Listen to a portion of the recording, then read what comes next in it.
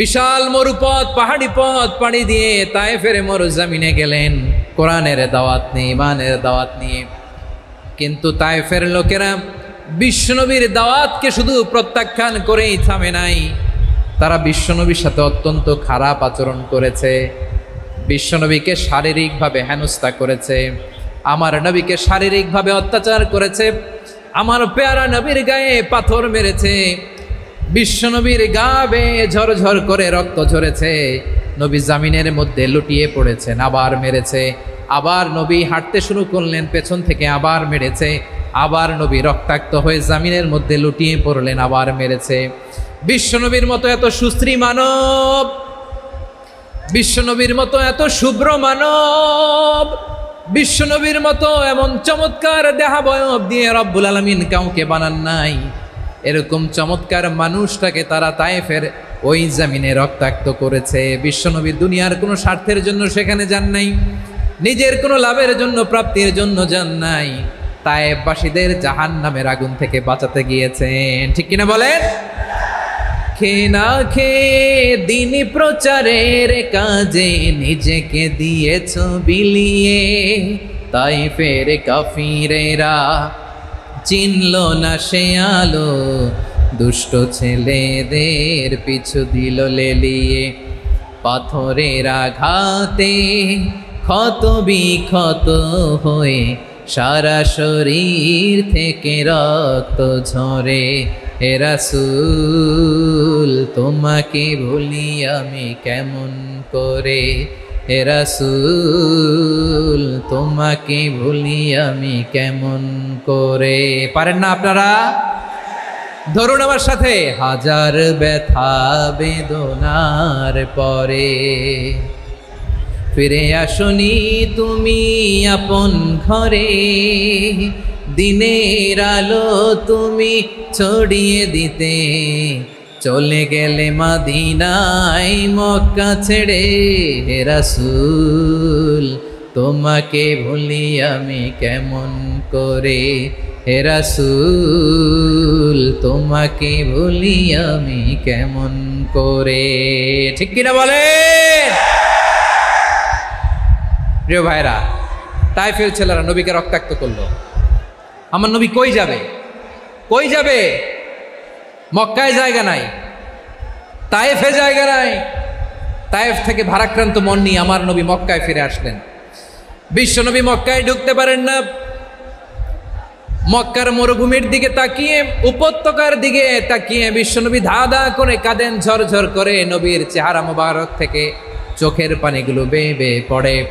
আমার জন্মস্থান, আমার শৈশব, কৈশোর, যৌবন কেটেছে এই মক্কায়, আমার এলাকায় আমি ঢুকতে পারি না। বিশ্বনবী মক্কার অনতি দূরে দাঁড়িয়ে জায়েদকে পাঠালেন, জায়েদ যাও দেখো কেউ আমাকে সাপোর্ট করার মতো আছে কিনা, যাও অমুকের কাছে যাও।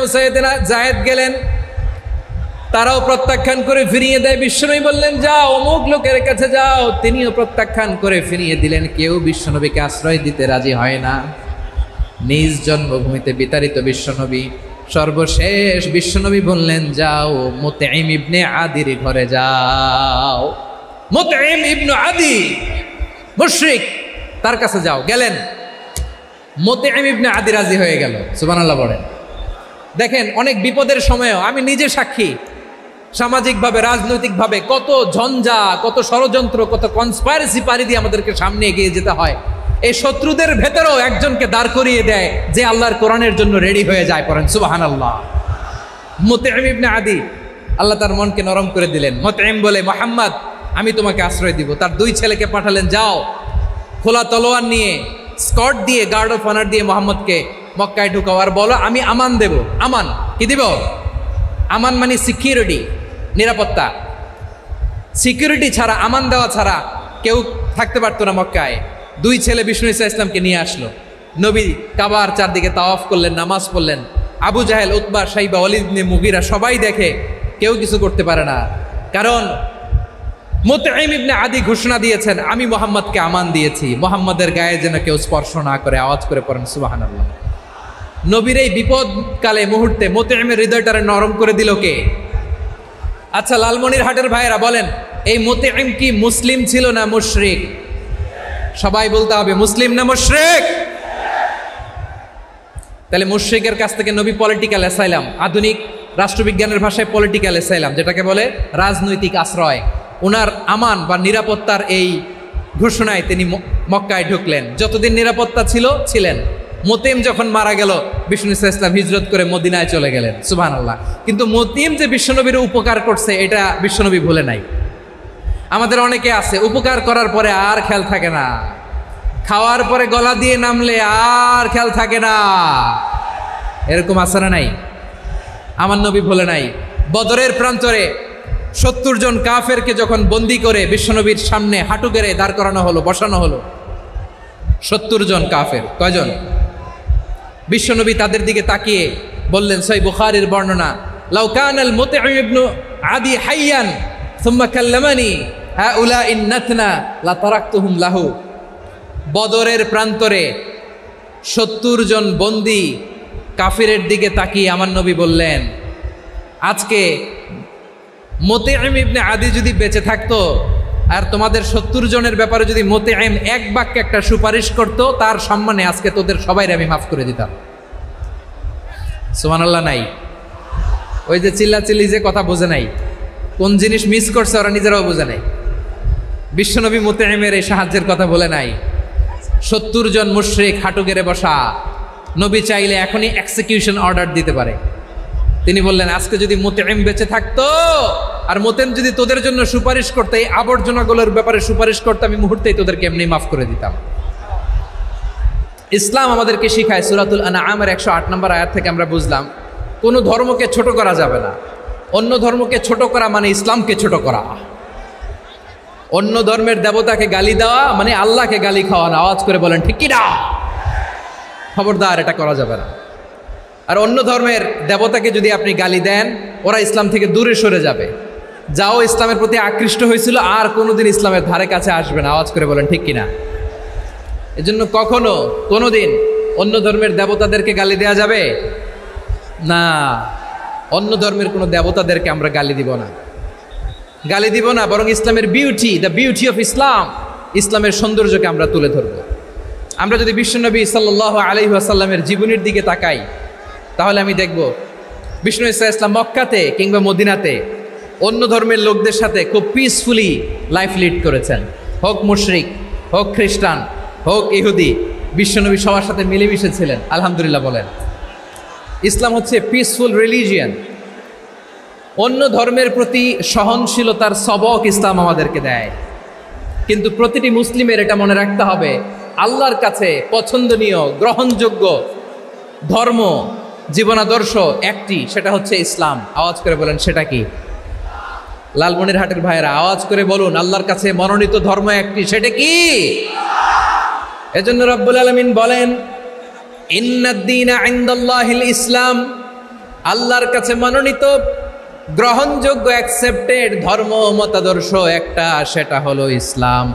ইসলাম ছাড়া অন্য কোনো ধর্ম যদি কেউ তালাশ করে, তার ওই ধর্ম আল্লাহ গ্রহণ করবে না। ওমাই ইয়াবতাগি গায়রাল ইসলামি দীনান ফালাই ইউকবালা মিন ওয়া হুয়া ফিল আখিরাতি মিনাল খাসিরিন।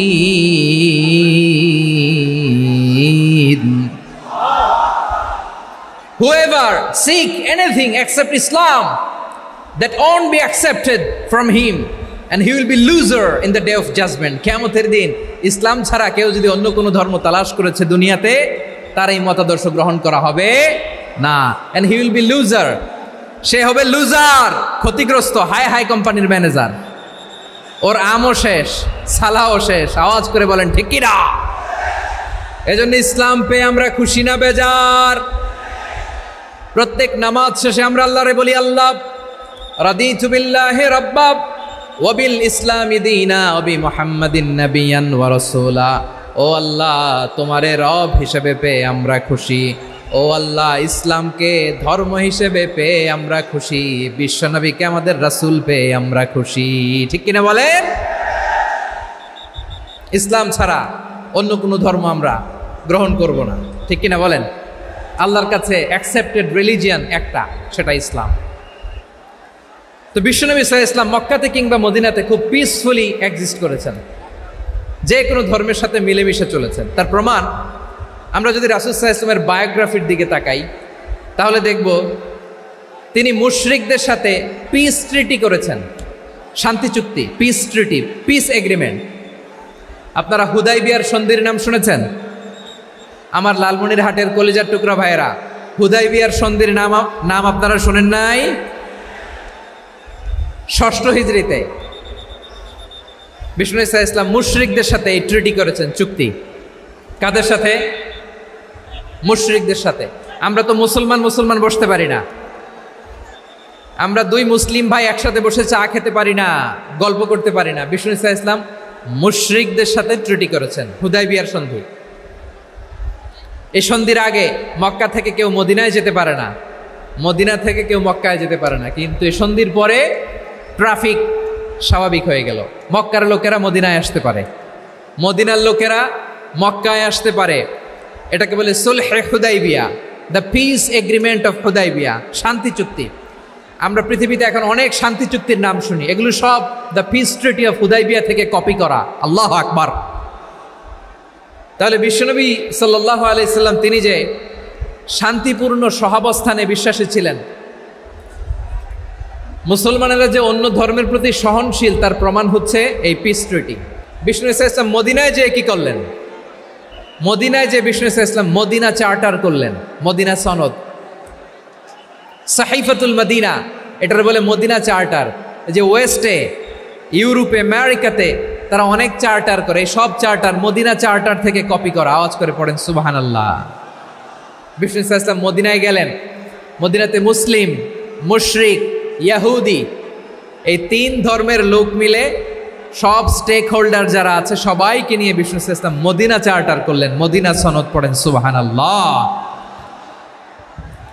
শুধু তাই নয়, মক্কাতে বিশ্বনবী পিস এগ্রিমেন্ট করলেন, শান্তি চুক্তি মুশরিকদের সাথে। মদিনাতে যে বিশ্বনবী মদিনা চার্টার করলেন, মদিনা সনদ করলেন ইহুদিদের সাথে। আবার মদিনাতে বিশ্বনবী ইহুদিদের সাথে পিস ডায়ালগ করলেন, ইন্টারফেথ ডায়ালগ করলেন, আন্তধর্মীয় সংলাপ করলেন। যেই সংলাপের মূল ভিত্তি ছিল তাওহীদ। মূল ভিত্তি ছিল কি? তাওহীদ।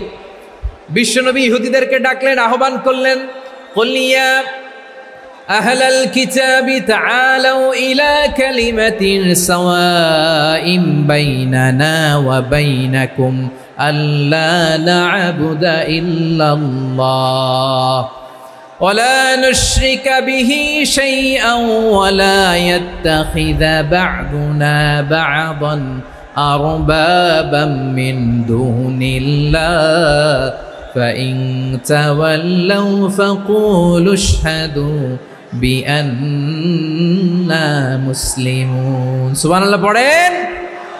বিশ্বনবী মদিনার ইহুদিদের ডেকে বললেন, ও ইহুদিরা, শোনো শোনো, আসো এমন একটা আদর্শের প্রশ্নে আমরা একত্রিত হই, যে আদর্শের প্রচার তোমাদের নবীরাও করেছে, আমিও করি, যে আদর্শের কথা তোমাদের পবিত্র ধর্মগ্রন্থগুলোতে আছে, আমার কোরআনেও আছে। সেটা হলো তাওহীদ। আমরা এক আল্লাহ ছাড়া কারো ইবাদত করব না, আল্লাহর সাথে কাউরে শরীক করব না, আল্লাহ ছাড়া কাউরে রব মানব না। পড়েন সুবহানাল্লাহ। তাহলে আমার প্রিয় লালমনিরহাটের ভাইরা, মদিনাতে যেয়ে তিনি মদিনা চার্টার করলেন, মদিনা সনদ, পিস ডায়ালগ করলেন, শান্তির সংলাপ, ইন্টারফেথ ডায়ালগ করলেন, আন্তধর্মীয় সংলাপ, যার ভিত্তি ছিল তাওহীদ। সুবহানাল্লাহ পড়েন। তাহলে অন্য ধর্মের প্রতি সব সময় ইসলাম সহনশীল, টলারেন্স। যদি আপনি দেখতে চান ইসলামের নবী বিশ্ব নবীর দিকে তাকান, ঠিক কিনা বলেন? আমরা তো সংখ্যালঘুদের রাইটস প্রোটেক্ট করার জন্য কত আইন বানাই, কত বৈঠক করি, কত সংবাদ সম্মেলন করি। বিষ্ণু সাল্লাল্লাহু আলাইহি ওয়াসাল্লাম সংখ্যালঘুদের রাইটসের ব্যাপারে, অধিকারের ব্যাপারে যে কথা বলেছেন, শুনলে আপনি অবাক হয়ে যাবেন। বিশ্বনবী বলেন, আলা মান যালামা মুআহাদান আও ইনতাকাসাহু আও কাল্লাফাহু ফাওকা তাআতিহি আও কাল্লাফাহু ফাওকা তাকাতিহি আও আখাযা মিনহু শাইআন বিগাইরি তিবি নাফসিন ওয়া আনা হাজিজুহু ইয়াউমাল কিয়ামা। খবরদার, জেনে রাখো, কেউ যদি কোনো সংখ্যালঘুর উপরে অত্যাচার করে, কোনো সংখ্যালঘুর প্রাপ্য থেকে যদি কেউ কাউকে ঠকায়, সংখ্যালঘুর উপর যদি কেউ কষ্ট দেয়, কোনো সংখ্যালঘুর সম্পদ যদি কেউ জোর করে কেড়ে নেয়, আমি কিয়ামতের দিন বিশ্বনবী ওই সংখ্যালঘুর পক্ষে আর ওই মুসলমানদের বিপক্ষে বাদী হয়ে দাঁড়াবো। সুবহানাল্লাহ বলতে পারলেন না? আল্লাহু আকবার। আপনি নামাজি, আপনি মুসল্লি, আপনি হাজী সাহেব, তাহাজ্জুদ পড়তে পড়তে কপালে দাগ ফেলে দিছেন, আপনার প্রতিবেশী হিন্দু, ভাবছেন আমার তো পাওয়ার আছে, ওর জমিটা দখল করি। বিশ্বনবী বলেন কিয়ামতের দিন ওই হিন্দুর পক্ষে তোর বিরুদ্ধে আমি বাদী হয়ে দাঁড়াবো। পৃথিবীর কোন ধর্মে এরকম স্টেটমেন্ট পাবেন? পাবেন? আপনি ভাবছেন আপনি নামাজ পড়লে হাজী সাহেব কপালে দাগ ফেলায় দিলে আপনি সেলসেলায় জান্নাতে চলে যাবেন না? খবরদার। বিশ্বনবী বলেন কোন সংখ্যালঘুর উপর যদি কেউ আক্রমণ করে, তার প্রাপ্য তাকে না দিয়ে যদি তাকে ঠকায়, তার উপর জুলুম করে, তার সম্পদ যদি কেড়ে নেয়, আমি নবী, তুমি মুসলিম হইতে পারো, মুসল্লি হইতে পারো, তার পক্ষে তোমার বিপক্ষে আল্লাহর দরবারে বাদী হয়ে দাঁড়াবো।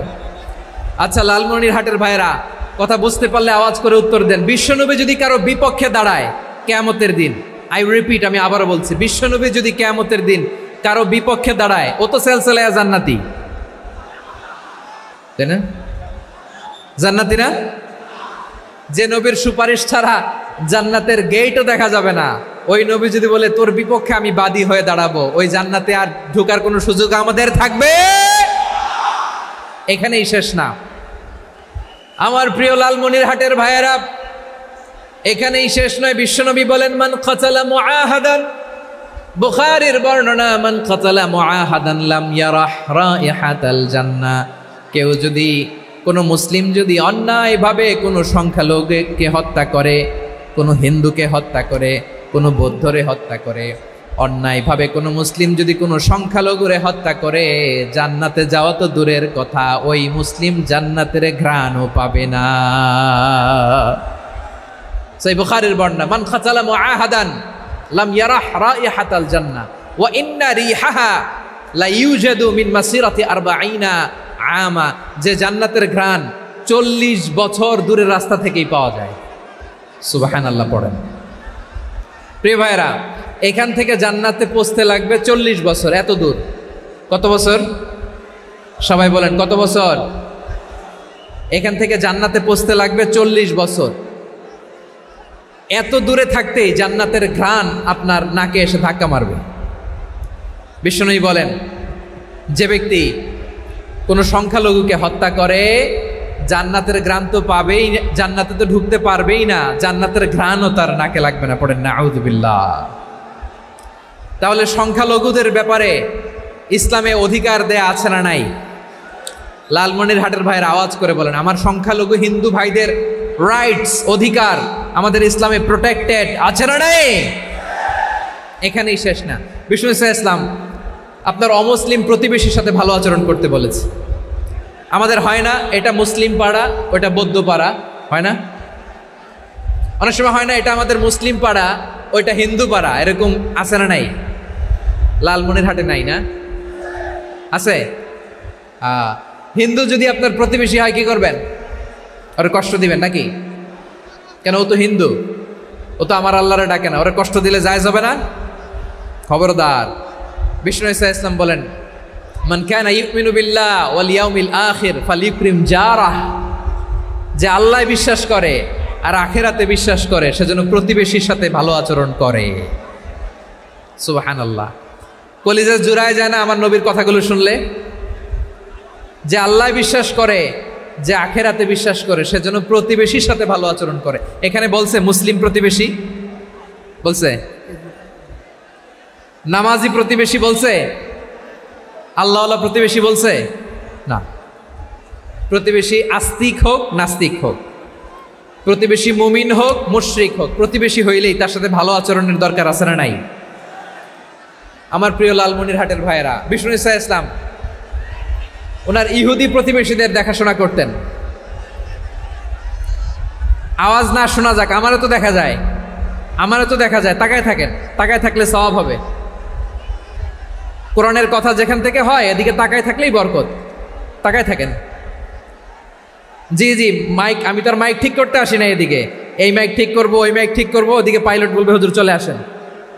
জি বসুন বসুন, মাশাআল্লাহ, হ্যাঁ খুব শান্ত, ঠিক আছে। পুলিশ ভাইরা না খেয়ে দিনরাত আপনারা যাতে সুশৃঙ্খল একটা প্রোগ্রাম উপহার পান এটাই চেষ্টা করতেছে, আপনাদেরকে কষ্ট দিতে আসে নাই, একটু একটু সহযোগিতা করেন। জি মাশাআল্লাহ, হ্যাঁ ঠিক আছে। আমার প্রিয় ভাইরা, প্রতিবেশী আস্তিক হোক নাস্তিক হোক, মুসলিম হোক হিন্দু হোক, তার সাথে ভালো আচরণ করতে হবে। বিষ্ণু ইসলাম ওনার ইহুদি প্রতিবেশীর বাসায় যেতেন। কোন প্রতিবেশী? ইহুদি। আওয়াজ করে বলেন, কোন প্রতিবেশী? ইহুদি। এক ইহুদি কিশোর বিষ্ণু ইসলামের খেদমত করতে, ইহুদি ছেলে আমার নবীর খেদমত করতো, তারা ছিল নবীর প্রতিবেশী। তো অনেক দিন হয় ইহুদি ছেলেটা আসে না। বিষ্ণুনবী খোঁজ দিলেন, ঘটনা কি? একটা ইহুদি ছেলে না আমার খেদমতে আসতো, ছেলেটা কই? খোঁজ নিয়ে জানলেন ছেলেটা অসুস্থ। বিষ্ণু ইসলাম ওই ইহুদির বাড়িতে চলে গেলেন ওই ছেলেটাকে দেখা করার জন্য, ভিজিট করার জন্য। সুবহানাল্লাহ পড়বেন না? গেলেন, যে দেখে ইহুদি ছেলেটা মুমূর্ষ, যান যান যায় যায় ভাব, বিছানায় পড়ে আছে, তার বাবা দাঁড়ানো। বিশ্বনবী তার মাথার পাশে বসলেন, মাথায় হাত বুলিয়ে দিলেন, আর ছেলেটাকে বললেন আসলিম, হে ইহুদি ছেলে আসলিম, ইসলাম ধর্ম গ্রহণ করো। তো ছোট্ট ছেলে ভাবে আমরা ইহুদি, এখন ইসলাম ধর্ম গ্রহণ করলে আব্বা যদি বকা দেয়, ফানাযারা ইলা ওয়াজহি আবি, ছেলেটা তার বাবার চেহারার দিকে তাকালো, দেখি আব্বা কি কয়। আব্বা যদি বলে তাইলে ইসলাম ধর্ম গ্রহণ করবে। ইহুদি ছেলেটা তার বাবার দিকে যখন তাকালো, ওর বাবা বলে আতি আবুল কাসিম, আবুল কাসিম যা বলে তাই করো। আবুল কাসিম হচ্ছে বিষ্ণু ইসলামের একটা কুনিয়াত, উপনাম। আমার রাসূলের বড় ছেলের নাম ছিল কাসেম। যেমন দেখবেন আমাদের এলাকায় কারো ছেলের বড় ছেলের নাম যদি হয় আব্দুল্লাহ, এরা আব্দুল্লাহর বাপ বলে ডাকে। কারো বড় মেয়ের নাম যদি হয় ফাতেমা, এরা কি ডাকে? ফাতেমার বাপ বলে না? তো বিষ্ণু ইসলামের বড় ছেলের নাম ছিল কাসেম। ইহুদি বাবা বলল আতি আবুল কাসেম, আবুল কাসেম যা বলে তাই শোনো, মানে মোহাম্মদ যা বলে তাই শোনো। এই কথা শুনে ছেলে সাহস পাইছে, ছেলে আবার পড়তে আরম্ভ করলো আশহাদু আল্লাহ ইলাহা ইল্লাল্লাহ ওয়া আশহাদু আন্না মুহাম্মাদার রাসূলুল্লাহ, পড়েন আল্লাহু আকবার। বিশ্বনবীর আহ্বান শুনে ওই আহ্বানে সাড়া দিয়ে ইহুদি ছেলে শাহাদা পড়ে মুসলমান হয়ে গেল। তার হৃদয়টারে ইমানের নূর দিয়ে আলোকিত করে দিল কে? প্রিয় ভাইরা, এবার রাসূল সাল্লাল্লাহু আলাইহি ওয়াসাল্লাম বের হয়ে আসলেন ঘর থেকে, আর বললেন আলহামদুলিল্লাহিল্লাযী আনকাযাহু মিনান নার, প্রশংসা সে আল্লাহর যে আল্লাহ জাহান্নামে চলে যাচ্ছিল প্রায় এমন একটা লোককে মুহূর্তের মধ্যে কালেমায়ে শাহাদাতের বদৌলতে জান্নাতি বানায় দিলেন। আওয়াজ করে পড়েন সুবহানাল্লাহ। এই হাদিস থেকে আমরা কি শিখলাম? What is the moral of the story? এক নম্বর স্টোরি হলো, প্রতিবেশী ইহুদি হোক হিন্দু হোক, যাবেন, সুসম্পর্ক রাখবেন, উপহার দিবেন, বিপদে পাশে দাঁড়াবেন, তাইলেই তো আপনাদের প্রতি, মুসলমানদের প্রতি তারা আকৃষ্ট হবে, ঠিক কিনা বলেন? আপনি যদি হিন্দুদের সাথে বৌদ্ধদের সাথে নাই মিশেন, নাস্তিকের কাছে নাই যান, তো ইসলামের সৌন্দর্যটা ওরা বুঝবে কেমনে? আমার অনেক হিন্দু পরিচিত ভাই আছে, ওরা আমাদের ইফতারির প্রোগ্রামে এসে একসাথে ইফতারি করে। অনেক মদখোর আমার সাথে বসে একসাথে ডিনার করে, হাফ প্যান্ট পরা, গলায় স্বর্ণের চেইন, হাতে স্বর্ণের ব্রেসলেট, আইসা আমার সাথে ডিনার করছে, আছে এরকম। গাঁজাখোর, আমি বলি আসো, welcome welcome to my dinner, আসো বসো। বসলেই তো আমি ওর ডিএনএ, চিন্তার ডিএনএ চেঞ্জ করে দেওয়ার সুযোগ পাবো, চিল্লায় বলো ঠিক কি না? আসতে হবে আমার কাছে। Hour door is open, the door of Islam is open 24/7। সব সময় আমাদের ইসলামের দরজা আমার অমুসলিম ভাইদের জন্য খোলা আছে না নাই? এই হাদিস থেকে দুইটা শিক্ষা। এক নম্বর শিক্ষা, প্রতিবেশী মুসলিম হোক অমুসলিম হোক, যান, অসুস্থ হইলে একটু আপেল নিয়ে যান, আঙ্গুর নিয়ে যান, কমলা নিয়ে যান, তাদের সাথে ভালো আচরণ করেন। ইসলামের বিউটি দেখে, সৌন্দর্য দেখে অবাক হবে, নসিব ভালো হলে কোনোদিন কালিমা পড়ে মুসলমান হয়ে যাবে, ঠিক কিনা বলেন? তাহলে অমুসলিমের সাথে ভালো সম্পর্ক। বিশ্বনবী ইহুদির বাড়িতে গেলেন, ইহুদির বাড়ি, আর আমার মুসলমান ভাই আমার কাফের বলে, এরকম আছে না নাই? হ্যাঁ, মুসলিমরা দেখতে পারে না, সহ্য করতে পারে। বিষ্ণু ইসলাম ইহুদির বাড়িতে গেলেন, এটা একটা শিক্ষা। আরেকটা শিক্ষা হলো, ভাইয়েরা ধাক্কা মারে এসে সামনে এসে কি লাভ? প্রোগ্রাম তো শেষ হচ্ছে, এখনই শেষ হচ্ছে, তো এই যে আমাদের বক্সি ভাই ওয়াদা নিল, হাত তোলালো, মিম বলে এত কথা বলল, তো আমি জেলায় জেলায় যে খালি হাত নাড়াই তোমাদের জন্য নাকি? হ্যাঁ, হাত নাড়াই শুধু, এই ধাক্কাইতে ধাক্কাইতে এদিকে এসে হাত নাড়াইতেছে। হয়েছে তো, দেখলাম তো, ঠিক আছে, মাশাআল্লাহ, অনেক সুশৃঙ্খল, অন্যান্য যে কোনো জেলার চেয়ে অনেক সুশৃঙ্খল। আমার দিকে তাকাও, আমার দিকে তাকাও, ঠিক আছে। এই যে দাঁড়িয়ে আছে, একটা ছেলে নড়ে না, দেখছেন? মাশাআল্লাহ, মাশাআল্লাহ, মাশাআল্লাহ। হ্যাঁ, এইভাবেই। আর কয়েকটা মজাদার কথা আছে, শোনো। এই হাদিস থেকে আমাদের শিক্ষা হলো, আমার প্রতিবেশী যেই ধর্মের হোক আমি সম্পর্ক রাখবো। অসুস্থ হলে যাব, কি বলেন ভাইরা? যাবেন না? যাবেন না আপনারা? আচ্ছা, 2 নম্বর শিক্ষা হলো, বিষ্ণু ইসা ইসলামের খাদেম ছিল ইহুদি, এতদিন খেদমত করলো, একদিনও বিশ্বনবী ওরা কালিমার দাওয়াত দেয় নাই। কারণ কি? বিশ্বনবী একটা ভালো সময়ের অপেক্ষা করতেছিলেন, প্রপার টাইমিং। দাঈর কাজ হচ্ছে দাঈ ইলাল্লাহ, সে হচ্ছে সুযোগ সন্ধানী। দাঈ সুযোগ খোঁজে, কখন দাওয়া দিলে ব্যাটে বলে হবে, ঝোপ বুঝে কোপ মারে, ঠিক কিনা বলেন? বিষ্ণু ইসলাম ভালো সময়ের অপেক্ষা করতেছিলেন, দেখি ভালো সময় আসুক আসুক আসুক আসুক। আস্তে আস্তে এমন সময় আসছে, ছেলে এবার মুমূর্ষ। অসুস্থ ব্যক্তির হৃদয় অত্যন্ত নরম থাকে। হসপিটালে যখন কেউ যায় তার হৃদয়টা বড্ড নরম থাকে, মৃত্যুর ভয়ে তার অন্তরটা নরম থাকে, ঠিক কিনা বলেন? এই প্রপার টাইমিং এর অপেক্ষা করতেছিলেন। যখনই টাইমিং পেয়েছেন, দাওয়াত দিলেন, পড়ো লা ইলাহা ইল্লাল্লাহ, সুবহানাল্লাহ পড়েন সবাই। তাহলে ইসলাম অমুসলিম প্রতিবেশীর সাথে ভালো আচরণ করতে বলে। ইসলাম অমুসলিম মাতা পিতার সাথেও ভালো আচরণ করতে বলে। মাতা পিতা যদি অমুসলিম হয়, তারা ফেলে দিতে পারবেন? পারবেন? আমার লালমনিরহাটের ভাইয়েরা, অনেক হিন্দু ছেলে আমাদের হাতে শাহাদা পড়ে মুসলিম হয়, কিন্তু ওর মা মুসলমান হয় নাই, বাবাও হয় নাই, এরকম আছে না নাই? তো ও হয়েছে মুসলিম, মা বাপ হিন্দু, এখন মা বাপ কি বাদ? হ্যাঁ, মা বাপ বাদ দেয়া যাবে? যেই মা আপনারে 9 মাস 8 মাস পেটে ধারণ করলো, আপনার মায়ের নার ছেঁড়া ধন, আপনি ওই মারে বাদ দিতে পারবেন? যেই মায়ের বুকের তাজা দুধ খেয়ে আপনি আজকে বাড়ন্ত তাজা তরতাজা, ওই মারে বাদ দেয়া যাবে? মায়ের এক ধারে দুধের দাম, কাটিয়া গায়ের চাম, পাপোশ বানাইলে ঋণের শোধ হবে না, এমন দরদি ভাবে কেউ হবে না আমার মাহা গো। মায়ের এক ধারে দুধের দাম, কাটিয়া গায়ের চাম, পাপোশ বানাইলে ঋণের শোধ হবে না, এমন দরদি ভাবে কেউ হবে না আমার মাহা গো, ঠিক কিনা? মাকে তো বাদ দেওয়া যায় না। وَقَضَى رَبُّكَ أَلَّا تَعْبُدُوا إِلَّا إِيَّاهُ وَبِالْوَالِدَيْنِ إِحْسَانًا। আল্লাহ বলে, অবধারিত 2টা ভার্ডিক্ট তোমাদের জন্য, এক আল্লাহর ইবাদত করবা আর মা বাবার প্রতি ইহসান করবা। আদেশটা কার? মা বাবার প্রতি ইহসান করতে হবে। আমার মা হিন্দু হোক, ভালো আচরণ করতে হবে, বৌদ্ধ হোক, ভালো আচরণ করতে হবে। আমার যে সমস্ত হিন্দু ভাইয়েরা মুসলিম হয়েছ, তোমাদের মা বাবা এখনো মুসলমান হয় নাই, তাদের সাথে ভালো আচরণ করতে হবে। আপনাদের খেদমত নিজে করতে হবে, অথবা খেদমতের ব্যবস্থা করাই দিতে হবে। মান্থলি যে খরচ লাগে এটা দিতে হবে। আরে তুমি এখন মুসলিম, তোমার মা বাবা হিন্দু, এখনই তো সুযোগ ইসলামের সৌন্দর্য দেখানো। এখন মা বাবা যদি দেখে, আরে এটা হিন্দু থাকতে তো বদমাইশ ছিল, বেয়াদব ছিল, কি এমন ধর্ম সে গ্রহণ করলো যেটা গ্রহণের সাথে সাথে সে পাল্টে গেল? কি এমন ধর্ম সে গ্রহণ করেছে যেটা তার জীবনকে আলোকিত করে দিয়েছে? নসিব ভালো হইলে তারাও কালিমা পড়ে মুসলমান হয়ে যাবে। বিষ্ণু ইসলামের স্ত্রীর নাম ছিল আয়েশা রাদিয়াল্লাহু তাআলা আনহা, আবু বকর রাদিয়াল্লাহু তাআলা আনহুর মেয়ে। আবু বকর রাদিয়াল্লাহু তাআলা আনহুর আরেক মেয়ের নাম হচ্ছে আসমা। কি নাম? দুজনই আবু বকর রাদিয়াল্লাহু তাআলা আনহুর মেয়ে, আসমা আর আয়েশা। নাম দুইটা কেমন লাগে? আসমা নামটা কেমন লাগে? আয়েশা নামটা কেমন লাগে? সবার ভালো লাগে নাই? নাম দুটো আপনাদের ভালো লাগে? লালমনিরহাটে অনাগত যদি কন্যা সন্তান হয়, যদি মনে চায় আসমা রেখে দিতে পারবেন। যদি মনে চায় আয়েশা রেখে দিয়েন।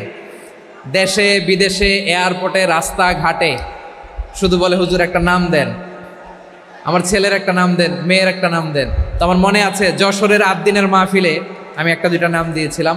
আজকে লালমনিরহাটের এই প্রোগ্রামে কন্যা সন্তান যদি হয় 2টা নাম দিলাম, আসমা কিংবা আয়েশা।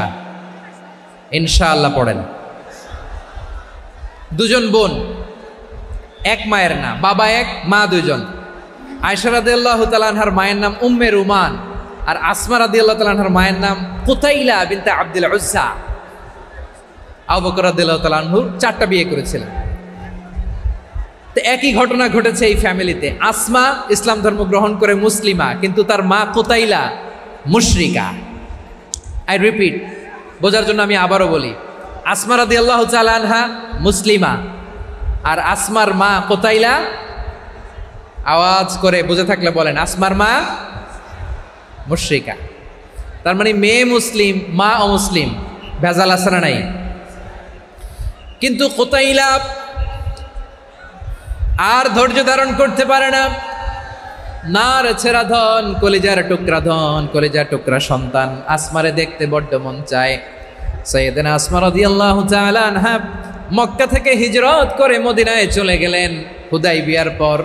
যখন মক্কা মদিনার ট্রাফিক স্বাভাবিক হলো, মক্কার লোক মদিনায় যায়, মদিনার লোক মক্কায় আসে। কুতাইলা কলিজার টুকরা সন্তান আসমারে দেখার জন্য কিছু উপহার নিয়ে বিশাল মরুপথ পাড়ি দিয়ে মক্কা থেকে মদিনায় যায়। সুবহানাল্লাহ বলেন। এখন মা আসছে মেয়ের সাথে দেখা করতে, মেয়ে তো আর দেখা দেয় না। মেয়ে ভাবছে আমার মা তো মুশরিকা, অপবিত্রা, তার সাথে কি দেখা দেয়া যাবে? বিশ্বনবীর দরবারে চলে গেলেন। সুবহানাল্লাহ বলেন।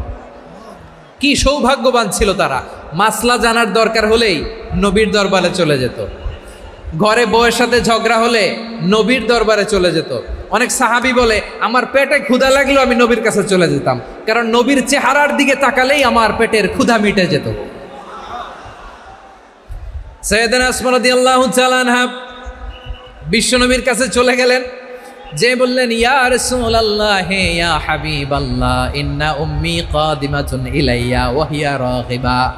আমার মা মক্কা থেকে অনেক দূর মরুর পথ পাড়ি দিয়ে উপহার সামগ্রী নিয়ে মদিনায় আমার সাথে দেখা করতে এসেছে গো নবী।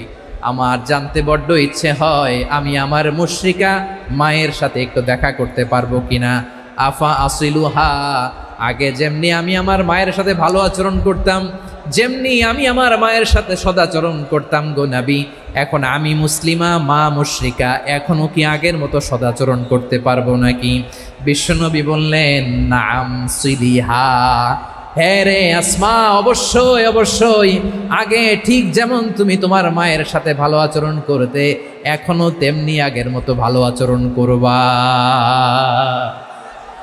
আওয়াজ করে পড়েন সুবহানাল্লাহ। কি ইসলাম আমরা পেয়েছি!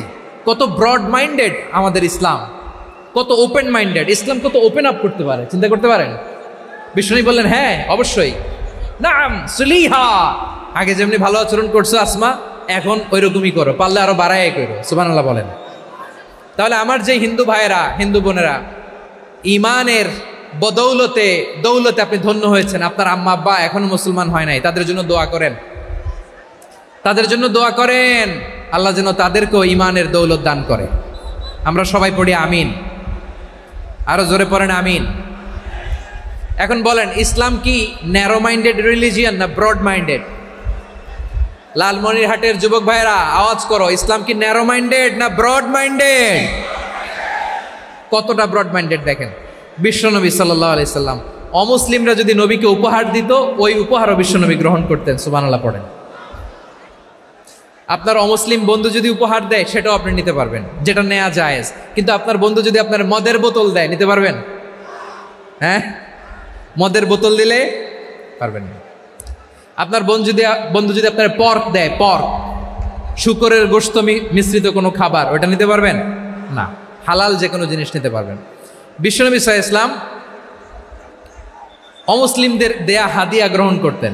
কেমন নবী ছিলেন? আমার নবীরে চিনে নেন, আমার নবীর অ্যাটিটিউড জেনে নেন। বিশ্বনবী সাল্লাল্লাহু আলাইহি ওয়াসাল্লাম যখন কোনো জনপদে যেতেন 3টা অপশন নিয়ে যেতেন। প্রিয় ভাইয়ের আওয়াজ করে বলতে হবে, কোনো জনপদে গেলে আমার নবীর অপশন থাকতো কয়টা?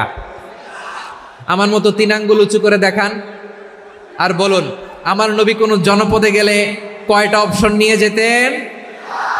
1 নম্বর অপশন আসলিম তাসলাম। নতুন এলাকায় গেলে বলতেন আসলিম তাসলাম, ইসলাম ধর্ম গ্রহণ করো, শান্তিতে থাকবা, আমার ভাই হয়ে যাবো, আমরা ভাই ভাই। ইসলাম মানো, আমরা ভাই ভাই। অপশন নাম্বার কত? 1। যদি বলে না ইসলাম মানবো না, ওকে, অপশন নাম্বার 2, মুসলিম হওয়ার দরকার নাই, লা ইকরাহা ফিদ্দিন, ইসলামে কোনো বাড়াবাড়ি নাই। খ্রিস্টান আছো থাকো, বৌদ্ধ আছো থাকো, ইহুদি থাকতে চাও থাকো, কিন্তু আমরা যেহেতু রিজিওনাল সুপার পাওয়ার, আমাদের আন্ডারে থাকো, ট্যাক্স দিয়া থাকো, এটার বলে জিজিয়া। আলেম যারা আছেন বুঝবেন এটার আরবিতে কি বলে, জিজিয়া। You pay us the tax, we will give you the security. তোমরা ট্যাক্স দিবা, আমরা সিকিউরিটি দিব। ইসলাম, ইসলাম মানো, শান্তিতে থাকবা, ভাই ভাই, আমরা ভাই ভাই। অপশন নাম্বার 2, ট্যাক্স দাও, আমরা নিরাপত্তা দিব, মুসলিম হওয়া লাগবে না। এখন 1 নাম্বারও মানে না, 2 নাম্বারও মানে না, মুসলিম হব না, ভালো, খ্রিস্টান থাকো, ট্যাক্স দাও, আমরা সিকিউরিটি দিব না, এইটাও মানি না। বিষ্ণু বলেন তাহলে তলোয়ার আমাদের আর তোমাদের মাঝে ফায়সালা করবে। মুসলিমও হবে না, ট্যাক্স দিবা, নিরাপত্তা দিব, আমরা সুপার পাওয়ার, আমাদের আন্ডারে থাকবে, এইটাও না। তাহলে তোমাদেরকে তো আমরা বিশ্বাস করতে পারি না, কখন না কখন বিশ্বাসঘাতকতা করো, কার সাথে মিলে হাত মিলাও, তলোয়ার আমাদের মাঝে ফায়সালা করবে। তখন তিনি জেহাদের সশস্ত্র সংগ্রামের ঘোষণা দিতেন। সুবহানাল্লাহ পড়েন। দেখেন পশ্চিমারা জেহাদকে এইভাবে চিত্রায়িত করে না, ওরা জেহাদ বলতে বোঝায় তলোয়ার, হাত কাটো, গলা কাটো না। জেহাদ সশস্ত্র সংগ্রাম 3 নম্বরে। অধিকাংশ ক্ষেত্রেই বিশ্বনবীর সুন্দর আচরণ দেখে, আরে আমার নবীর যে নুরানি চেহারা, অনেকে তো কেবল সিরেফ চেহারাটা দেখেই কালিমা পড়ে মুসলমান হয়ে গিয়েছে। যারা মুসলিম হয় নাই তারা তাদের ইসলামেই বলবৎ ছিল, ট্যাক্স দিয়ে ইসলামের আন্ডারে ছিল। যারা এটাও মানে নাই ওইটাও মানে নাই, তাদের বিরুদ্ধে জেহাদ। বিষ্ণু ইসলাম 7ম হিজরিতে যখন খায়বার বিজয়ের পরে ইসলাম রিজিওনাল সুপার পাওয়ার হিসেবে আত্মপ্রকাশ করলো, বিশ্বনবী চিঠি লিখলেন অন্যান্য সুপার পাওয়ারের কাছে, রাষ্ট্রীয় চিঠি লেখে এক রাষ্ট্রপ্রধান আরেক রাষ্ট্রপ্রধানের কাছে, ঠিক কিনা বলেন? জানেন না আপনারা? এই যে 24-এর ছাত্র নাগরিক অভ্যুত্থানে, এই অভ্যুত্থান যখন শুরু হয়, আমি তখন সাউথ আফ্রিকাতে, একটা স্ট্যাটাস দিয়েছিলাম, কোটা নয় গোটা দেশ সংস্কার করা লাগবে। শুধু বাংলাদেশ নয়, সারা বিশ্বের বাংলা ভাষাভাষী লোকেরা এই আন্দোলনের সাথে সমর্থন তারা করেছে, এটাকে সাপোর্ট করেছে, তারা সমর্থন দিয়েছে। আমাদের ইউনাইটেড আরব আমিরাতের বাংলাদেশি ভাইয়েরা, তারা সেখানে রাস্তায় নেমে এসেছিল, জানেন? ওইখানে ডেমনস্ট্রেশন করা যায় না, সেখানকার সরকার তাদেরকে যাবজ্জীবন দিয়েছিল। তখন আমাদের এই যে প্রধান উপদেষ্টা ডক্টর মোহাম্মদ ইউনূস সরাসরি G2G বলে, এটারে G2G, government to government, G2G, উনি চিঠি লিখলেন যে তাদেরকে, ইউর হাইনেস, হে সম্মানিত আমির, আপনি আমার এই চিঠির কারণে আমার সম্মানে এই 53 জন বাংলাদেশিকে মাফ করে দেন। এই চিঠির বদৌলতে বেকসুর খালাস পেয়ে গিয়েছিল আমাদের ভাইরা। জানেন না এই ঘটনা আপনারা? তাহলে গভর্নমেন্ট টু গভর্নমেন্ট চিঠি দেওয়া হয়।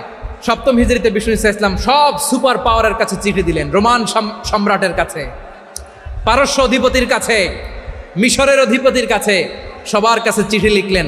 চিঠির ভাষা ছিল এরকম, মিন মুহাম্মাদিন রাসূলিল্লাহ ইলা মুকাওকিস আযীমিল কিবত, মুহাম্মদ রাসূলুল্লাহর পক্ষ থেকে মিশরের বাদশার কাছে, আসলিম তাসলাম, ইসলাম মানো, শান্তিতে থাকবা, সালামুন আলা মান ইত্তাবা আল হুদা, শান্তি তার জন্য যে হেদায়েতের অনুসরণ করে। সুবহানাল্লাহ পড়েন। তো এই চিঠি অনেকে ভালোভাবে রিসিভ করেছে, অনেকে এই চিঠি পাওয়ার পরে নবীর কাছে আবার ইন রিটার্ন উপহার পাঠিয়েছে। কি পাঠিয়েছে? উপহার। মিশরের বাদশাহ মুকাওকিস, তিনি বিশ্বনবীকে বিশাল এক উপহারের ডালি পাঠিয়েছেন। মিশরের বাদশাহ মুকাওকিস ছিলেন ধর্মে খ্রিস্টান। লালমনিরহাটের ভাইয়েরা আওয়াজ করে বলেন, মিশরের বাদশাহ ধর্মে কি ছিল? খ্রিস্টান। কি উপহার দিয়েছিল আমার নবীকে? শুনতে মনে চায়? আওয়াজ নাই লালমনিরহাটের গলায়, শুনতে মনে চায়? 1000 স্বর্ণ মুদ্রা, 1000 স্বর্ণ মুদ্রা, 2টা খ্রিস্টান দাসী, একজনের নাম মারিয়া বিনতে শামউন আল কিবতিয়া, আরেকজনের নাম সিরিন বিনতে শামউন আল কিবতিয়া। একজন খ্রিস্টান দাস 20 থান কাপড় জামা বানানোর জন্য, আমরা নবী যেন সেলাই করে জামা বানাতে পারে এজন্য 20 থান কাপড়, 20 থান ফাইন গার্মেন্ট, সুবহানাল্লাহ পড়বেন না? এরপরে একটা গাধা যেটার নাম ছিল উফাইর, আর একটা খচ্চর, এটার নাম ছিল দুলদুল। খচ্চর চিনেন? গাধা আর ঘোড়ার ক্রসিংয়ে যে প্রাণীটা দুনিয়াতে আসে এটার খচ্চর বলে। তো এই যে সুপার পাওয়ার, খ্রিস্টান বাদশার কাছে নবী চিঠি লিখলেন, ওই খ্রিস্টান বাদশাহ আমার নবীকে উপহার দিল, বিশ্বনবী এই উপহারগুলো সানন্দে গ্রহণ করেছে। সুবহানাল্লাহ পড়বেন না? তাহলে অমুসলিম কেউ যদি আপনাকে উপহার দেয়, হালাল উপহার হলে আপনি গ্রহণ করতে পারবেন। অনুরূপভাবে পারস্যের বাদশাহ, রোম সম্রাট বিশ্বনবীকে উপহার পাঠিয়েছেন, আমার নবী সবগুলো উপহার গিফট গ্রহণ করেছেন। সুবহানাল্লাহ বলেন। তাহলে প্রিয় লালমনিরহাট, আওয়াজ করে বলুন, ইসলাম কি ন্যারো মাইন্ডেড রিলিজিয়ন না ব্রড মাইন্ডেড? আম্মাজান আয়েশার কাছে মাসালা জানতে চায় মেয়েরা, হে আম্মাজান, অগ্নি উপাসকেরা তাদের ঈদের দিন নওরোজের সময় আমাদেরকে পাখি দেয়, নেওয়া যাবে? উনি বললেন, ওরা জবাই করে দিলে নেওয়া যাবে না, কিন্তু ওরা যদি ফলমূল এরকম খাবার দেয় এগুলো নেওয়া যাবে। তার মানে অমুসলিমদের দেয়া উপহার এটা গ্রহণ করা যায়। সুবহানাল্লাহ বলেন। শুধু তাই নয়, বিষ্ণু ঈসা ইসলাম অমুসলিমদের সাথে আর্থিক লেনদেনও করেছেন, ফিনান্সিয়াল ডিলিং করেছেন। অমুসলিমদের সাথে প্রয়োজনে আপনি ফিনান্সিয়াল ডিলিং করতে পারবেন। আমরা প্রায় দেখি বাজারের মিষ্টির দোকানগুলো আমার হিন্দু ভাইদের। লালমনিরহাটে মিষ্টির দোকান, দইয়ের দোকান কারা চালায়? হিন্দুরা চালায় না? তারপরে যে বারবার শপ, চুল কাটে যে নাপিত, অধিকাংশ নাপিতের দোকানে কারা? আমার হিন্দু ভাইরা। তা আপনি চুল কাটতে পারবেন কিনা? পারবেন কিনা বলেন? পারবেন। তার দোকান থেকে দই মিষ্টি কিনতে পারবেন কিনা? হ্যাঁ, আমার মুসলিম ভাইয়ের দোকান থাকলে ওইটারে আমি বেশি প্রায়োরিটি দিব, ঠিক কিনা? কিন্তু যদি তাদের সার্ভিস নিতে চান, প্রোডাক্ট নিতে চান, পারবেন। তার দলিল সহিহ বুখারী, আম্মা জান আয়েশা রাদিয়াল্লাহু তাআলা আনহা বলেন, ইশতারা রাসূলুল্লাহ সাল্লাল্লাহু আলাইহি ওয়াসাল্লাম মিন ইয়াহুদিয়িন তুআমান ওয়া রাহানাহু দিরআহু মিন হাদিদ। রাসূল সাল্লাল্লাহু আলাইহি ওয়াসাল্লাম এক ইহুদির কাছ থেকে, কার কাছ থেকে? সবাই বলে নাই কার কাছ থেকে? আমার নবী, পেয়ারা নবী এক ইহুদির কাছ থেকে জব কিনেছিল, জব, বার্লি, যেটা দিয়ে রুটি বানায়। ওই জবের দাম দেওয়ার টাকা পয়সা নবীর কাছে ছিল না, ফলে নবী ওনার একটা পোশাককে মর্গেজ রেখেছিলেন, মর্গেজ, বন্ধক, যে এখন এটার দাম দিতে পারবো না, কয়েক কেজি বার্লি নিয়ে যাই আর বন্ধক হিসেবে আমার জামাটা রেখে গেলাম, যেই দিন দাম দিব ওই দিন জামাটা ছুটায় নিয়ে যাব। সুবহানাল্লাহ পড়বেন না? বাকিতে নিছিলেন, বাকিতে। দিরআহু মিন হাদিদ, লোহার তৈরি বর্ম, মানে যুদ্ধের পোশাক, লোহা দিয়ে বানানো। বিশ্বনবী বললেন, কয়েক কেজি জব দাও, টাকাটা পরে দিব, এখন টাকা নাই, বন্ধক হিসেবে, মর্গেজ হিসেবে আমার জামা রেখে গেলাম, যখন টাকা দিব জামা ছুটায় নিব। আওয়াজ করে বলতে হবে সুবহানাল্লাহ। এ থেকে বোঝা গেল অমুসলিমদের সাথে ফিনান্সিয়াল ডিলিং করা যায়, অর্থনৈতিক লেনদেন করা যায়, কেনাবেচা করা যায়, প্রোডাক্ট কেনা যায়। এমনকি আমাদের মসজিদে নববীতে বারান্দায় আপনার একটা অটোমেটিক ফ্লাইং আমব্রেলা দেখছেন? সূর্য যখন বাড়ে মসজিদে নববীর বারান্দায়, ইয়ার্ডের মধ্যে অটোমেটিক্যালি কিছু আমব্রেলা আছে, সাঁ করে খুলে যায়, আর সূর্যের তাপ লাগে না। আবার সন্ধ্যাবেলায় এই আমব্রেলাগুলো ওরা ক্লোজ করে ফেলে, দেখেন নাই না? দেখছেন? এই মসজিদে নববীকে সর্বোচ্চ উন্নত মানের কনস্ট্রাকশন ইনফ্রাস্ট্রাকচারে ডেভেলপ করার জন্য কর্তৃপক্ষ কিছু অমুসলিম ইঞ্জিনিয়ারের, ডিজাইনারের সহায়তা নিয়েছিল। সুবহানাল্লাহ বলেন। কোন দলিলের ভিত্তিতে? এই দলিলের ভিত্তিতে যে বিষ্ণু ঈসা ইসলাম অমুসলিমদের সাথেও লেনদেন করেছেন। আওয়াজ করে বলতে হবে আল্লাহু আকবার। শুধু তাই নয়, ইন কেস অফ ইমার্জেন্সি, প্রয়োজনে ইসলামের খাতিরে, ইসলামকে সামনের দিকে এগিয়ে নিয়ে যাওয়ার জন্য অমুসলিমদের সাপোর্ট নেওয়া জায়েজ আছে। সুবহানাল্লাহ বলেন। অমুসলিমদের সাপোর্ট নেয়া, তাদের থেকে অর্থ নেয়া, পলিটিক্যাল সাপোর্ট, পলিটিক্যাল অ্যাসাইলাম নেওয়া জায়েজ আছে। আমাদের অনেক বিশ্ববরেণ্য দায়ীরা আমেরিকায় অস্থায়ীভাবে অ্যাসাইলাম নিয়ে থাকে, নিজের দেশে গেলে ফাঁসিতে ঝুলাই দিবে। যুগ যুগ ধরে দায়ীদের উপরে এরকম অত্যাচার আর নির্যাতন আছে না নাই? মিশরের অনেক দায়ীরা পাশ্চাত্যে যেয়ে থাকে, এই যে তারা পলিটিক্যাল অ্যাসাইলাম নিয়ে থাকে, রাজনৈতিক আশ্রয়, এটা জায়েজ আছে না? এটা যে জায়েজ আছে তার প্রমাণ স্বয়ং বিশ্বনবী সাল্লাল্লাহু আলাইহি ওয়াসাল্লাম পলিটিক্যাল সাপোর্ট নিয়েছিলেন অমুসলিমদের কাছ থেকে। সুবহানাল্লাহ বলেন। খুব মজাদার একটা ঘটনা শুনবেন, আপনাদের আগ্রহ দেখে তো মনে হয় না শোনার ইচ্ছা আছে। আছে আছে, গলায় জোর আছে। লিল্লাহি তাকবীর, লিল্লাহি তাকবীর, নারে তাকবীর। মাশাআল্লাহ। আমার ভাইরা, বিশ্বনবীর বয়স তখন প্রায় 51 বছর। কত বছর? বিশ্বনবীর সবচেয়ে কাছের মানুষ খাদিজা রাদিয়াল্লাহু তাআলা আনহা ইন্তেকাল করেছেন। বিশ্বনবী বড্ড কষ্ট পেলেন, হৃদয়টা ভেঙে খান খান। যিনি ঘরের ভেতরে বিশ্বনবীকে সান্ত্বনা দিতেন, ভালোবাসা দিতেন, বাইরে গেলে কুরাইশরা বকাঝকা করে, অত্যাচার করে, কিন্তু আম্মাজান খাদিজা রাদিয়াল্লাহু তাআলা আনহা ঘরটারে এমন শান্তির নীর বানায় রেখেছেন, এই ঘরের ভিতরে ঢুকলে বিশ্বনবীর কলিজাটা ঠান্ডা হয়ে যেত। এজন্য রব্বুল আলামিন বলেন, খাদিজা, ও আমার বান্দি খাদিজা, জান্নাতে এমন স্পেশাল একটা ঘর আমি তোমার জন্য রেডি করে রেখেছি। ওই ঘরের মধ্যে কোনো আওয়াজ নাই, ওই ঘরের মধ্যে কোনো নয়েজ নাই, ওই ঘরে কোনো বিশৃঙ্খলা নাই। কারণ মক্কার জমিনে আমার নবী কুরাইশদের বিশৃঙ্খলা, নয়েজ আর ঝামেলাগুলোকে উপেক্ষা করে যখন তোমার ঘরের ভিতরে ঢুকতো, ঘরটারে তুমি শান্তির নীর, ঠান্ডা, নীরব, নিস্তব্ধ, নিঝুম আর শান্তির নীর বানিয়ে রেখেছ। এজন্য জান্নাতে স্পেশাল একটা শান্তির নীর আমি তোমারে উপহার দেব। ওই প্রিয়তমা স্ত্রী খাদিজা ইন্তেকাল করলেন, বিশ্বনবীর হৃদয় ভেঙে খান খান। আবার ওনার চাচা আবু তালেব ইন্তেকাল করলেন, যিনি পলিটিক্যাল শেল্টার দিতেন নবীকে। কে দিতেন? আবু তালেবের ভয়ে, বিশ্বনবীর এই চাচার ভয়ে কোনো মুশরিক নবীর গায়ে হাত দেওয়ার সাহস পায় নাই। এখন স্ত্রীও নাই, চাচাও নাই, নবীকে আশ্রয় দেওয়ার কেউ নাই। নবীর চারদিকে অন্ধকার, নবী এখন কই যাবেন? আমার পেয়ারা নবী নতুন স্টেশন খুঁজতেছেন, নতুন দাওয়াতি প্ল্যাটফর্ম খুঁজতেছেন। তিনি যায়েদ বিন হারেসা রাদিয়াল্লাহু তাআলা আনহুকে নিয়ে মক্কার পাশের একটা নেইবরিং সিটি তায়েফে চলে গেলেন। কোথায় চলে গেলেন? লালমনিরহাটের ভাইয়ের আওয়াজ করে বলেন, কোথায় গেলেন? তায়েফে চলে গেলেন দিনের দাওয়াত দেওয়ার জন্য। কি দেওয়ার জন্য? নাকি জমি কিনতে গেছিলেন? জমি কিনতে, দুনিয়ার যশ খ্যাতির জন্য, নিজের কোনো লাভের জন্য? তায়েফবাসীদেরকে জাহান্নামের আগুন থেকে বাঁচানোর জন্য। আওয়াজ করে বলতে হবে, ঠিক কিনা? বিশ্বনবী বিশাল মরুপথ, পাহাড়ি পথ পাড়ি দিয়ে তায়েফের মরুজমিনে গেলেন কোরআনের দাওয়াত নিয়ে, ইমানের দাওয়াত নিয়ে। কিন্তু তায়েফের লোকেরা বিশ্বনবীর দাওয়াতকে শুধু প্রত্যাখ্যান করেই থামে নাই, তারা বিশ্বনবীর সাথে অত্যন্ত খারাপ আচরণ করেছে। বিশ্বনবীকে শারীরিকভাবে হেনস্থা করেছে, আমার নবীকে শারীরিকভাবে অত্যাচার করেছে, আমার পেয়ারা নবীর গায়ে পাথর মেরেছে, বিশ্বনবীর গা বেয়ে ঝরঝর করে রক্ত ঝরেছে, নবী জামিনের মধ্যে লুটিয়ে পড়েছেন, আবার মেরেছে, আবার নবী হাঁটতে শুরু করলেন, পেছন থেকে আবার মেরেছে, আবার নবী রক্তাক্ত হয়ে জামিনের মধ্যে লুটিয়ে পড়লেন, আবার মেরেছে।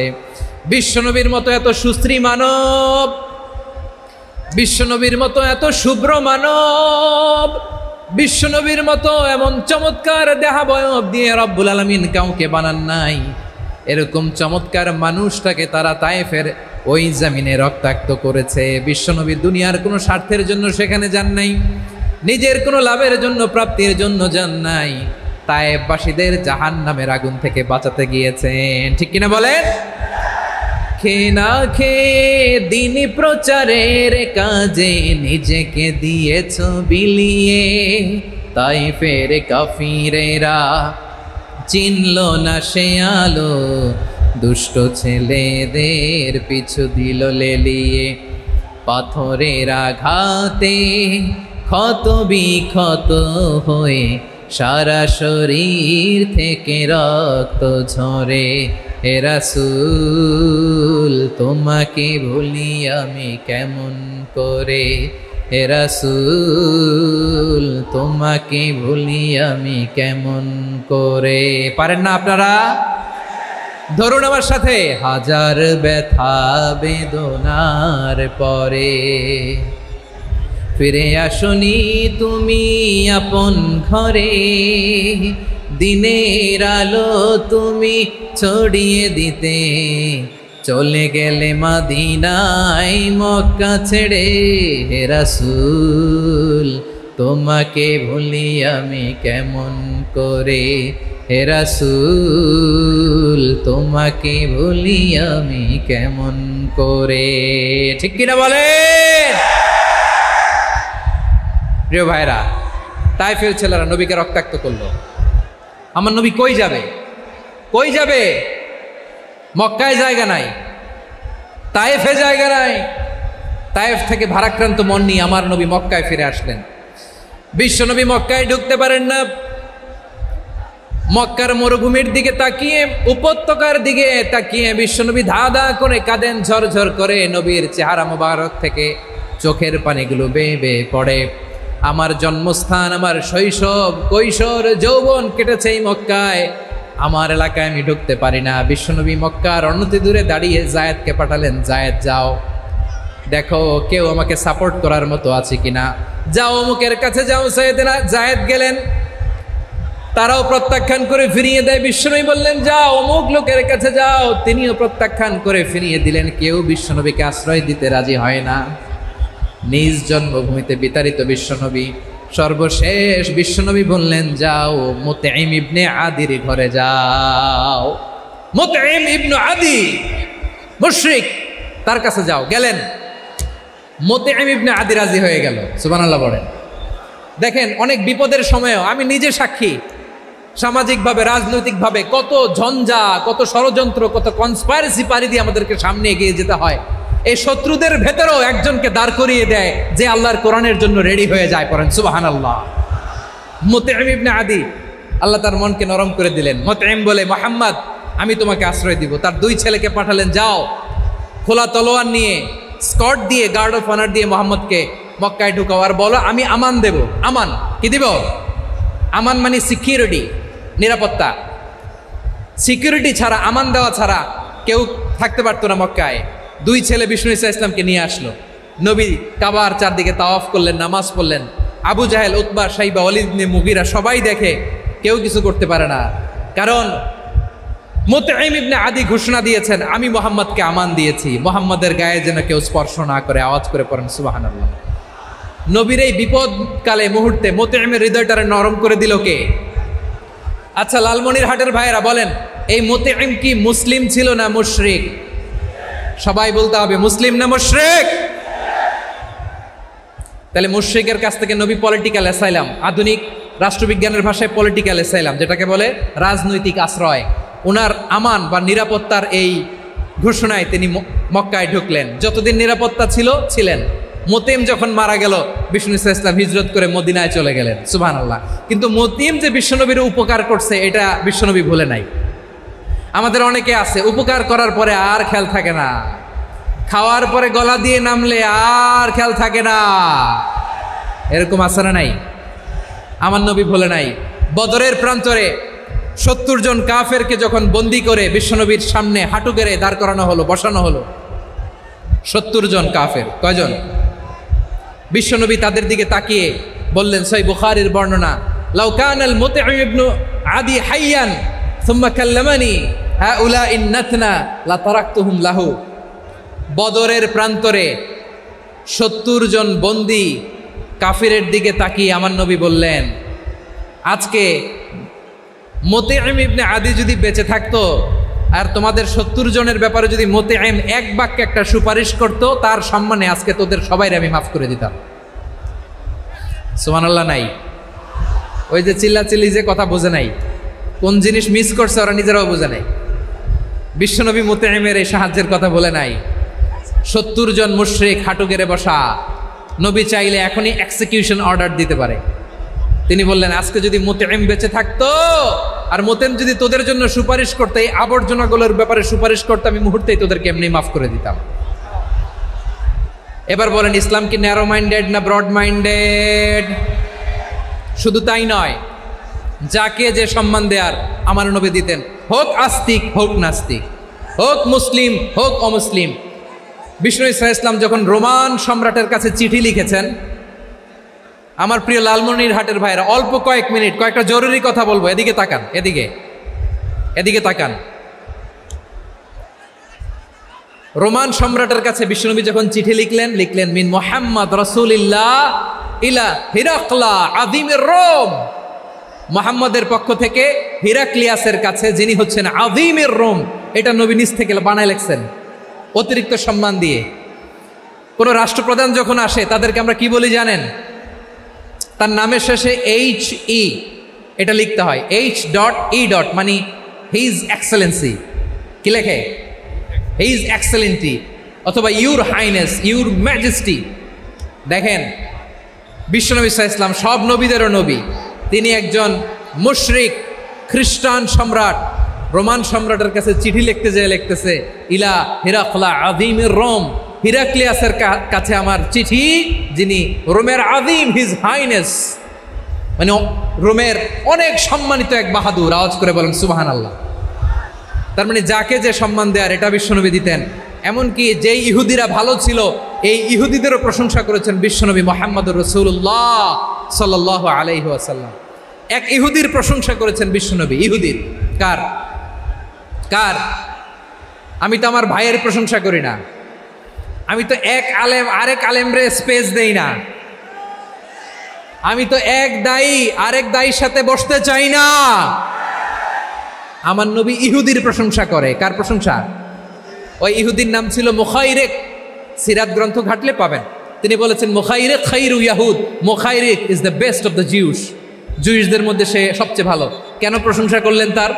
এর কারণ মদিনা চার্টারে কথা ছিল সব ধর্মের মুসলিম, মুশরিক, ইহুদিরা মিলে মদিনাকে রক্ষা করবে। কিন্তু তৃতীয় হিজরিতে যখন উহুদের যুদ্ধ শুরু হলো, সবার কথা ছিল যেই আক্রমণ করে আমরা মদিনাকে বাঁচাবো। কোন শহরকে বাঁচাবো? মদিনাকে। কিন্তু কুরাইশরা যখন অ্যাটাক করলো, ইহুদিরা আর আসে না, ইহুদিরা আর বেরোয় না। বিষ্ণু বললেন, ওহে ইহুদিরা, তোমরা না চুক্তি করলে আমার সাথে যে মদিনা বাঁচাতে সবাই ঝাঁপিয়ে পড়বো, আসো। একটা ইহুদিও বেরোয় না, কেউ আসে না সেদিন, একজন ছাড়া। তার নাম মুখাইরেক। তার নাম কি? মুখাইরেক বাহাদুরের মতো ঘোড়সাওয়ার হয়ে বেরিয়ে গেলেন এবং বললেন, গোটা ইহুদি সাম্রাজ্যের একজনও যদি না আসে, আমি মুখাইরেককে কেউ ঘরে আটকে রাখতে পারবে না। বেরিয়ে আসলেন, এসে বললেন, আমি মুহাম্মদের পক্ষে যুদ্ধ করব।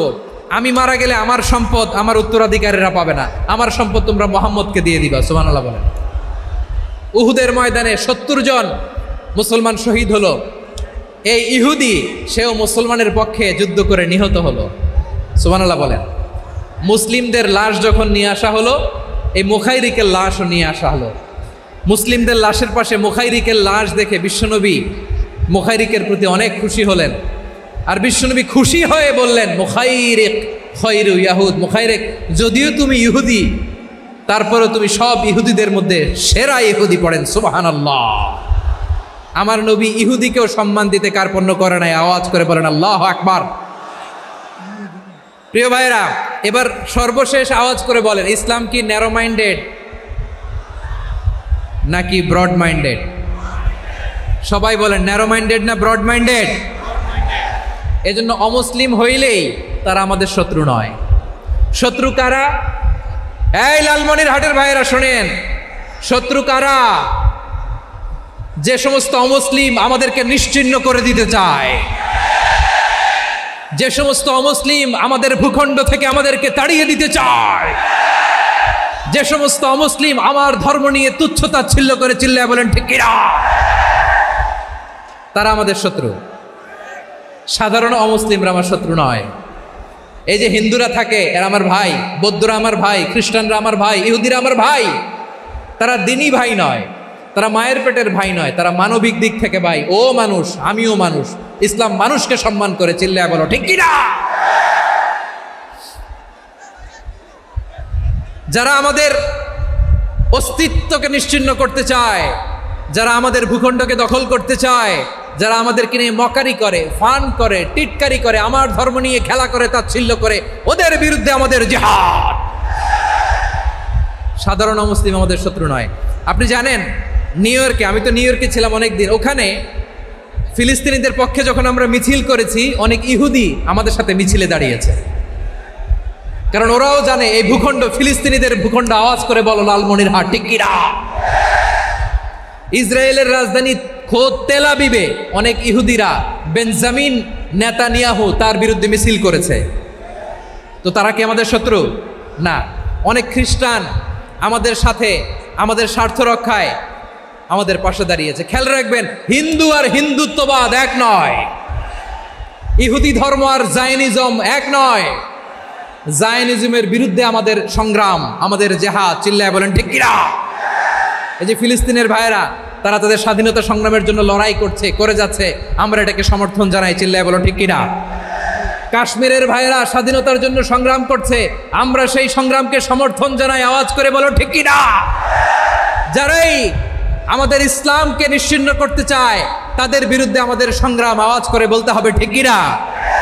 ওই সমস্ত দুর্বৃত্তদের সাথে আমাদের কোনো সম্পর্ক নাই। আমরা যদি ঐক্যবদ্ধ থাকতে পারি ওই দুর্বৃত্তরা চান্স পাবে না। আমরা ঐক্যবদ্ধ থাকতে রাজি আছি। লালমনিরহাটের ভাইয়েরা, আমরা ঐক্যবদ্ধ থাকলে ওই দুর্বৃত্তদের কালো হাত ভেঙে দিতে আমাদের সময় লাগবে না। তাদের কালো হাত ভেঙে দিতে রাজি আছে মুসলমান? কারা কারা রাজি? দু হাত তুলে দেখাও।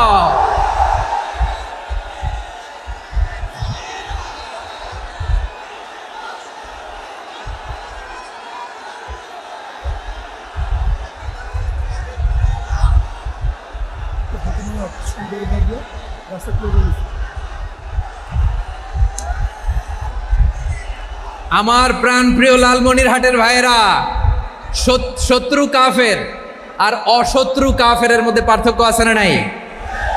আবু তালেবও মুশরিক, আবু জাহেলও মুশরিক, কিন্তু দুই মুশরিকে পার্থক্য আছে না নাই? আবু তালেব নবীর চাচা, মুশরিক, মারা গিয়েছে মুশরিক অবস্থায়, কিন্তু আজীবন আমার নবীকে আগলে রেখেছে, আমার নবীকে সাপোর্ট করেছে, ভালোবেসেছে। আবু জাহেলও মুশরিক, মারা গিয়েছেও মুশরিক হিসেবে, আজীবন আমার নবীর বিরুদ্ধাচরণ করেছে। আবু জাহেলের শক্তি, সামর্থ্য, স্ট্র্যাটেজি, প্ল্যান সব আমার নবীর বিরুদ্ধে ছিল।